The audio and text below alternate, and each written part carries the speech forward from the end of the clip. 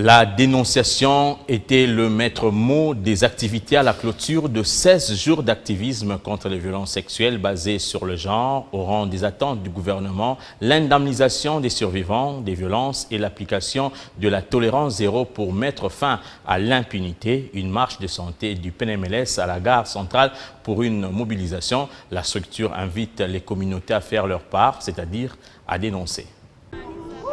Les victimes et survivants des violences sexuelles, les personnes vivant avec le VIH de 10 à 16 ans, les jeunes femmes, les MSM, enfants initiés précocement à la sexualité, femmes vivant en milieu rural, communautés abandonnées à leur triste sort, et d'autres encore, voilà les catégories vulnérables qui attendent la protection du pays.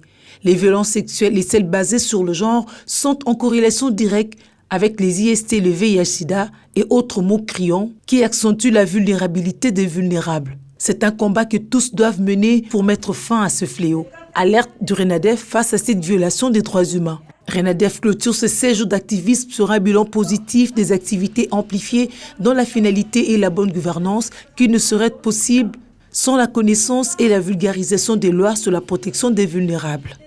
Nous avons au moins 120 activistes ici à Kinshasa formés pour voir comment accompagner la communauté dans la sensibilisation pour la lutte contre les violences sexuelles et basées sur le genre. C'est un cri d'alarme que nous allons encore aujourd'hui démontrer ici à Kinshasa que la violence sexuelle est basée sur le genre, c'est un fléau et c'est une réalité. Peut-être que ceux qui célèbrent les 16 jours d'activisme n'arrivent pas à mesurer le dégât que ce fléau de violence sexuelle et basée sur le genre est en train de causer dans notre communauté. Levez-vous. Et s'il y en a encore qui se méfient, aujourd'hui c'est dans la maison de tel, le lendemain ça sera dans ta propre maison. Cette organisation transversale travaille avec des cliniques juridiques, des formations sanitaires et autres organisations des jeunes pour la prise en charge des victimes et des survivants des violences sexuelles. Occasion pour le représentant des cliniques juridiques de rappeler les grandes lignes de la procédure de référencement de ces 35 cliniques, dont 2 à Kinshasa. Il doit y avoir des dénonciations, des cas qui sont vraiment évidents. Nous commençons toujours par ce qu'on appelle la prise en charge psychosociale.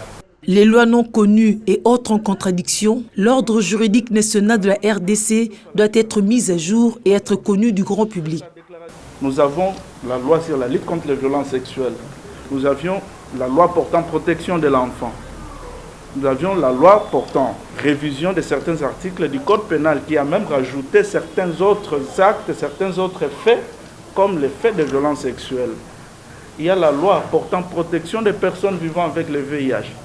Les activistes attendent du gouvernement l'indemnisation des victimes et la fin de l'impunité par l'application de la tolérance zéro, tandis que les aspects stratégiques seront négociés par chaque ministère. La porte d'entrée vers le Parlement demeure le ministère du genre. Les activistes préparent déjà leur cahier de charges.